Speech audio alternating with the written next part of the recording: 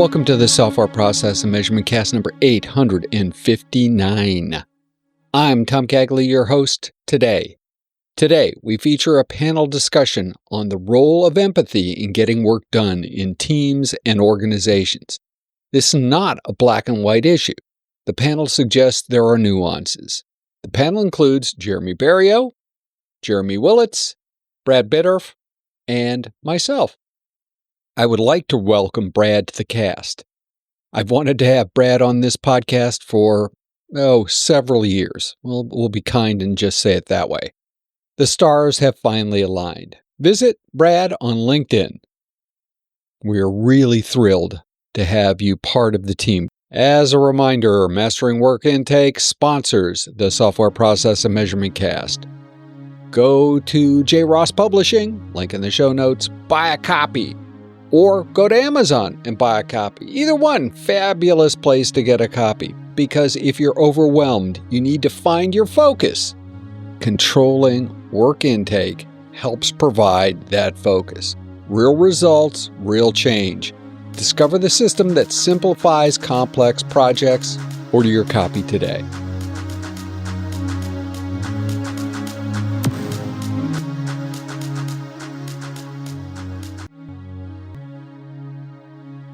Gentlemen, we're having a panel meeting of SPaMCAST folk today.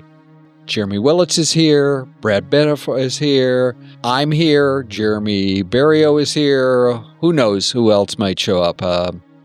Perhaps John Cagley will show up today. But, gentlemen, today I'd like to actually have a conversation about empathy and whether or not empathy is important to leading people and managing work, whether you're agile, non-agile, fragile, or whatever the method is. There are some other topics that I'd like to tag in on, but perhaps just today we'll tackle one. Before we get started, I'd like to hear what you think empathy is. I'll take the first swing. Empathy is not sympathy, so that's a good differentiator. Empathy, I think, of the classic phrase, you understand what it feels like to walk a mile in somebody's shoes. I don't know if that metaphor translates to other cultures that our SPaMCAST listeners are in, Tom, but I guess that's what I think about. You're able to understand what a person is going through, but you can also share in that feeling and share in that emotion. Does that mean you believe that, it's right and proper they feel that way, or just that you understand it? I think it's probably a little bit of both. You understand it, but then also can understand why they feel that way. Brad? I think it's seeing, to a certain extent, seeing things from the other person's perspective and trying to understand how they feel about a certain situation, taking that into account as you're advancing and I know we're going to work our way toward decision making. And I would draw a distinction, I guess, between saying that empathy is something that must be considered, but it's helpful and it builds human relationships when empathy is part of the environment. Mr. Berriault, with all of your disc stuff in your hip pocket. For me, empathy is more like you just understand that the other person you're talking to is a human. Like they have their feelings, they have their own personal stresses, they have everything else that's going on. It's understanding that they are who they are, and when they make decisions and when things happen, like to understand and to relate to them. And that's really what I've done in my career, when I was in corporate and had my different leadership roles. It was understand it's hey, okay, you're a person. I'm not going to sit there and treat you like a cog in the wheel or like a software. You're a person. So I have to understand that there's going to be stresses and stuff. And it's all about just treating people like they should be treated. When does this stuff go toxic? Is there such thing as toxic empathy? Totally is. When it's fake, I don't know how to like. I felt in my time fake empathy directed at me. I've tried not to direct fake empathy at anybody else, but I'm sure that somebody perceived empathy on my part as being fake. But that to me is when it goes toxic. What would be fake empathy, and is there an example of fake empathy? So fake empathy to me, so Tom knows this, but the other two folks don't. One of my children went through a pretty significant medical crisis when she was younger, and I was working at the time, and did my best to balance both child in hospital and career. And people at work knew what I was going through. I wasn't candid. I wasn't shy about it. So they knew what I was going through. And there were people that I worked with at the time who displayed genuine empathy because they had either been through it or could actually understand what I was going through. And they asked questions that were critical so they could get a better understanding of what me and my family were going through. But then there were also people who just clearly were not being genuine with whatever empathy they were trying to express. They felt like some sort of need to just kind of check a box, I guess. And so that's the example that comes to mind for me, Tom. How about others? What's toxic empathy? Or can I guess this might be just a Jeremy thing with kids having medical crisis. This when I about 3 years ago, my oldest, he caught meningitis, and it was really sudden. We didn't know what was going on, and obviously we were in the hospital for about a week. And like you, Jeremy, I was working at the same time. I was actually working beside him in the hospital, trying to use their horrible Wi-Fi. And there was a few people, they were generally empathetic. Like the one product owner I was working with, he was like, "Why are you even here? Like, what? Mm-hmm. Like, why are you working? Like, your son's sick. Like, just deal with that. You're stressed." And part of it for me was, well, I responded back. It's like, I know, okay, I understand. I see where you're coming from. But right now, my son is sleeping in the bed. And instead of me just stressing out and staring at him, I might as well get some work done. And he was very empathetic. And then one day they asked me to come into the office because the hospital was just like a couple blocks from the office building. And I joked, I'm like, okay, let's go for coffee because right now I have like a week's worth of growth on my face. My hair looks a mess and I'm just completely disheveled. They're like, oh yeah, no, come in. And they had me go up to their floor. And it was a big joke because like, oh, okay, why is this bum sitting on our floor? But one of the VPs came by and it just didn't feel right. They knew what was going on. It was just like, well, as long as you're getting the work done, that's all I care type of deal. That's how I felt. And he just kind of turned around and walked away. I kind of brushed it off. I didn't think too much of it, but that's toxic to me. It's like, if you're not going to treat me like a person, if you're just like, all you care about is what I do from an output, then maybe I won't put as much output or put as much effort into the output I want to put in. Oh, so toxic empathy can have, while not as, I'll say, extreme a definition, or maybe this doesn't even count as toxic. But when you first asked that question, Tom, I thought about a group I was in where the opening of the session was a lot of time spent, get to know each other exercises, and let's discover who we are as people on this team. And maybe it's my engineering, bias or whatever, but my thought was we could have gotten a lot of stuff done in the time that we spent just, I'll say, getting to know each other beyond enough to get work done.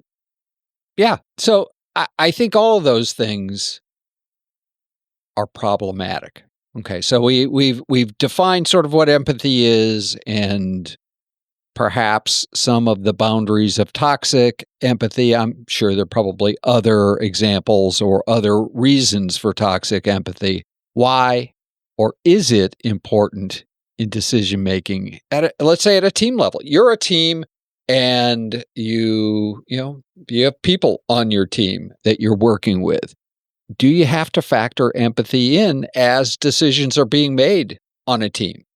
At a basic level, I'm just thinking one of my colleagues, his mother died and decisions were made that who's going to cover the stuff that he would have covered. So to that extent, sure, but that's basic team management. Yeah, that is basic team management. How did they feel when they were asked to shoulder some of the burden in that circumstance? In that particular case, he was a well-liked person on the team. I don't know if that would have mattered, but everybody was happy to pitch in and cover for him. I think Perhaps it was a less popular team member. Maybe it would have been different. Yeah, it might have. It actually might have been, and I don't know. How about others? How do you feel empathy should, factor in sort of the working of a team and making decisions at that level? I mean, I'll take it a different direction. I'll take it into the whole empathy map idea, just because it was part of a workshop that I did at work this week, where we busted out some empathy maps and asked people to think about what's an empathy map for the listeners. Sure, an empathy map just really generally is a tool to get people to think more like a specific persona. So in this particular example, we had, I think the fictional challenge was around the value of sprint review. We got some hypothetical feedback from people, and then had a set of individuals work through this sprint review value challenge using 3 different perspectives. So one was like the organizer and facilitator of the sprint review. The other was the attendee of the sprint review. But then the third persona was what our organization expects from teams during sprint review and wants from teams during sprint review. So the reaction from the people that did the activity for that particular exercise, I think it got them to think like they had never thought in the past. I think they were so used to this specific group of people being attendees that perspective was very easy for them to articulate. But when they thought about the perspective of the organizer or the organization, that was it's like what Daniel Kahneman talks about when he talks about system 2 thinking. It's like the stuff that does not come automatically. It was very hard for them. And so I know that some companies use empathy maps for activities like I just described. They also use it for customers when they're building software. And I think of that as probably like a team level application of empathy and how empathy can work into the functioning of a team. Mr. Berriault? Okay, I guess I'll go in a different direction then for this one. One of the teams I was working with that was reported into me, one of the individuals, she initially planned, she wanted to take a 4-week vacation. She was visiting family out in Jordan. And part of the thing that happened within the company was when HR found out what was going on, they said, well, she doesn't have 4 weeks worth of vacation. She can't go. So they were kind of pushing back. And for me, I talked to her and I talked to the team and said, okay, could you do some work while you're out in Jordan? And she was like, yeah, I can work overnight. And I'm like, no, don't work overnight. Even people on the team said, no, don't work overnight. Just if you have to do reports or do whatever, do a couple hours. Like she could do them. The rest of the team, they decided we'll take the slack right away. I didn't have to ask them to do anything. So we worked together and they came out with their end goals on what they were going to do for the 4 weeks. And the 4 weeks, it was almost as if she never left. Like she did do the work. I had to talk to her a few times. She stayed up a little bit late just to talk to me. But outside of that, it was like probably one of the better 4 weeks, because then when she came back, there was no churn. No one was upset. Everyone was happy to see her. I was happy to see her come back. And we just kept going. And they made the decision upon themselves. So they use empathy. I just use it. I just said, guys, come on, let's figure it out. I didn't have to tell them what to do, which was even the better thing. And I understood. So I guess that's the different route I took. And that's how I see it in making decisions. How about in terms of, selecting due dates or dealing with, just the day-to-day? Let's face it, right? We've all been in scenarios as leaders where you have a piece of work that's got to get done. And, there are all sorts of baggage that people are bringing into that. And it may go on for a while. When do you have to ignore empathy? When do you have to put it away and say, you know what? I don't care what you think or feel or do. You are a cog in the machine. And maybe I'm sort of forecasting my belief on that one. But, when do you have to do that? Back when I was with Electronic Data Systems, EDS, that was the EDS way. Suck it up, Sonny, and keep going. I mean, does empathy always have to be fluffy? I guess would be the question I would have for you, Tom. Because I think that the scenario you painted is one where when faced with some sort of crunch, somebody would try and empathize with you and kind of go, well, it's okay if it doesn't get done. I don't think that, I agree. I don't think that's empathy. I don't think that's empathy either. I think empathy can be very much in the scenario you described, Tom, an understanding of the individual, an understanding of what they're going through, but also some conveyance of perhaps business context to that individual to get them to understand what's happening external to them. But also you hope a little reciprocation. I think that reciprocation of empathy is a pretty important thing too in the scenario you described. So there might be multiple people involved in this empathy thing. I think so. I don't think empathy is a one-way street. I think in the real positive examples of empathy I can think about in my career, it is a two-way street. It goes back to what Jeremy B said a little bit ago about treating people like humans, about being able to understand people as humans. Like that's not a one-way communication. I see thoughtful faces. If you're leading team or teams with empathy, and you're being that kind of servant leader, transformational leader, like all the good stuff there, and you're leading with empathy, it actually, and I've experienced this, is like it's actually increases, I guess, your power. I'll put in air quotes, like your power with the team. Because with me, we had a project where it had to take 2 years. They estimated it was going to take 2 years, but we had 1 year to get it done. Everyone understood that. Everyone was all stressed out. But the teams, they knew they had to get there, and they took it upon themselves to figure out and how to get everything done within that time frame.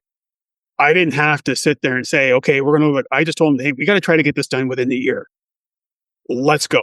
And they did it. In 8 months, we had 80% of 2 years worth of work done.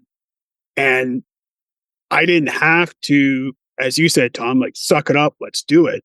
It was more, let's just get it done. And some people worked a little bit late. Some people, when they went home, if they wanted to jump on like after hours when their kids went to sleep and they had nothing to do, they took the time and got the work done, but they took it upon themselves.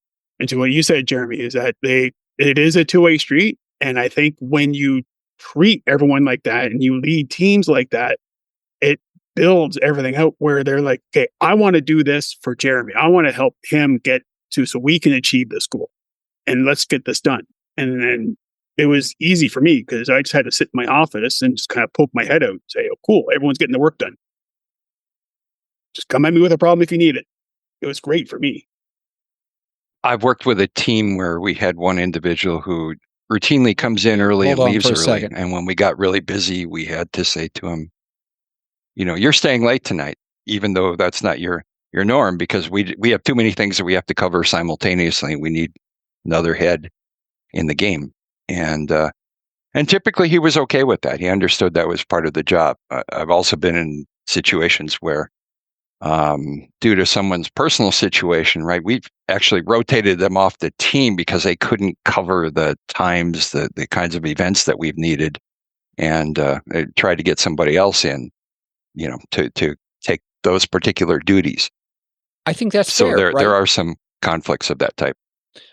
Those are all fair things. What I was trying to drag out is that empathy is definitely not a one-way street. I'm not 100% that it's just a two-way street. It may be a multi-lane highway with people driving in all different directions all at the same time. Part of empathy then, especially at the team level, has to be incorporating multiple points of view in and understanding the business context, right? Arguably, if it's just a one-way street, I'd almost suggest that might be one of the forms of toxic empathy that we didn't allude to when we were talking through that. If you were a leader, do you think you would be a good leader if you just said, I am not going to be empathetic to anyone? I am not going to consider empathy. That's not going to be part of my vocabulary. That could prevent someone from thinking that you're playing favorites. And perhaps so, yeah. Perhaps there's something good about that. We might say, oh, this person's getting a lot of concessions and I'm not, and I'm a little envious of that. But I don't know how realistic that is. I'm trying to think if I've been in situations like that. I don't know that I ever have either. It would certainly set the tone for the culture of the organization or the team if the leader were to get up and say that. It would be a crystal clear message to the rest of the team that if they were expecting to get any sort of deference or empathy to a situation, whether it be personal or professional, they would not be receiving that. And I'm sure that some of the fallout of that could potentially be people leaving. I mean, I don't know how tolerant I would be if that message were delivered to me. I think that would be, an indication that a particular person is not willing to extend me some of the courtesy that I try to extend others. And I think that would probably be a cultural, non-fit, and I'd probably start looking for something else. Yeah, and I've had and seen managers, senior managers, and executives where they didn't come out and right and say it's like, oh, I'm not going to be empathetic to any of you. Deal with it. They just were, and I've been told like, I don't care. It wasn't in those words, but the way it was voiced. Something was voiced to me. It was like kind of like, oh, you don't care about what I did. I had back in 2013 when I got my MBA, and this was very telling. I was sitting with my senior manager, and she asked, what's new? And I said, oh, I just finished my MBA. I just graduated. Like, I'm going to be getting my diploma in the next couple of weeks. And her next words out of her mouth were, okay, so what's next? That's it. No congratulations. Nothing else. Just, okay, so what's next? And my thoughts were, it's like, cool. I'm going to go and start checking Indeed right now. Indeed must have been a job posting system. Indeed is a job posting system. Well, I also looked on LinkedIn too. I looked all over. I am very agnostic to where I try to find jobs. But it was just that type of conversation was like, even if the fake empathy was like, oh, congratulations. Like, yeah, I may have kind of like, yeah, okay, I know you don't particularly care about it, but at least say congratulations. Nothing. It was just, okay, what's next? And I was just like, yeah, what's next is me finding a new job. I don't think empathy has to be, and that's it. Does empathy always have to be something active, as saying thanks or accommodating or deference or any of those things? I think I see empathy as just being around, listening. Perhaps is some form of empathy. Just hanging out with the new person in the group might be empathy. I don't think that's deference or playing to, it's just making sure that, and it goes back to that. I think that idea of treating people like people, that might be the tagline for this conversation. I definitely see it as like you made me think about the idea of it being a habit, Tom, and it just becomes sort of second nature. But I also, as I was thinking about this topic, like, I don't know how much empathy I had in my earlier career. Like when I was in my 20s and hadn't been through a lot of challenges in life, I don't know how much empathy I had at all for anybody. I think that a lot of empathy you get from experiences in your own life that you can then translate to what's happening for other people. So I think it becomes a habit, but it becomes a habit because you've lived. And I would agree to that. Like when I was young in my 20s, I was pretty self-centered. Like I didn't care about other people. Now there was other factors that involved it, and that impacted my empathy, I guess, for others. But over time, I just kind of I learned it. I understood it, and yeah, I wouldn't say it was more of a habit. It was just opening my eyes and being more present and understanding that, hey, I'm not the center of the universe. My dog would probably say different, but to everyone else, I am not the center of the universe. So once I understood that, everything fell into place. Like, it was more cool. Okay, let's get this done. And I'll treat you as a human. I'll be fair. I won't, like one of the comments this brought is like, oh, playing favorites if you're showing empathy. Really, if everyone's showing empathy and something happens to someone else and I'm kind of helping that other individual and I'm recognizing being present with them, hopefully the others in the culture that you've created as a leader, everyone else understands and they're like, oh, Jeremy's not playing favorites for John. It's just John's going through a tough time and Jeremy's trying to help and we're all going to help him as well. So I think when you build that into a culture and build that into your life and be more present, it like sky's the limit with a lot of things you can do. That sense awareness of, I'm trying to also draw this distinction between awareness and empathy. I know I do not have children. We scheduled a big team event one time at the end of February, and around here, that's rodeo days. And that means that schools are closed and parents have to arrange for childcare. And a lot of times that means they take those days off. And that's not something I thought about, but other people in the team were able to convey that to me, that's a bad time locally to have an event when a lot of people are trying to do childcare. And that was more richly brought to mind during COVID when a lot of people had other challenges when trying to work from home for the first time. Their children had to be going to school online and things like that at the same time. I got a sense of more of the challenges that other parents had as one example. We all have challenges. I like the consideration that we all learn and grow and use that learning and growing to understand others. This has been a good conversation on empathy and the need to at least understand other people. I don't think that means we always have to accommodate everything. I don't necessarily think that it's that regardless of circumstance that we have to do something. But I do think we do need to understand others, and probably in all circumstances. Gentlemen, thank you for participating today.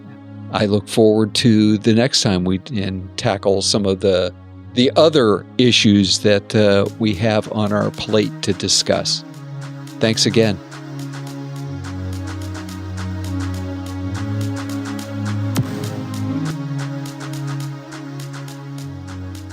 In Reread Saturday News.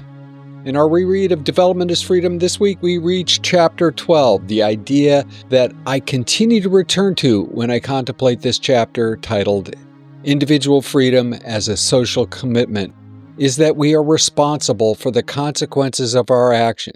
Sen points out that we cannot escape that terrible occurrences that we see around us are quintessentially our problems, our own problems. He continues, as competent human beings, we cannot shirk the task of judging how things are and what needs to be done.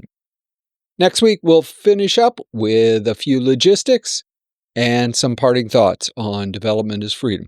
Our next book, by the way, will be a revisit of the 7 Habits. We'll do that based on an earlier reread with some new edits and some new notes. Then we will tackle the book Smart Brevity. In the Software Process and Measurement Cast number 860, we will feature our conversation with Paul Gibbons. We discussed his new book, Adopting AI, the People First Approach. As with my other interviews with Paul, we covered not only the book, but a wide range of topics from ethics to leadership. If process improvement is a never-ending journey, why do so many people ask, are we there yet?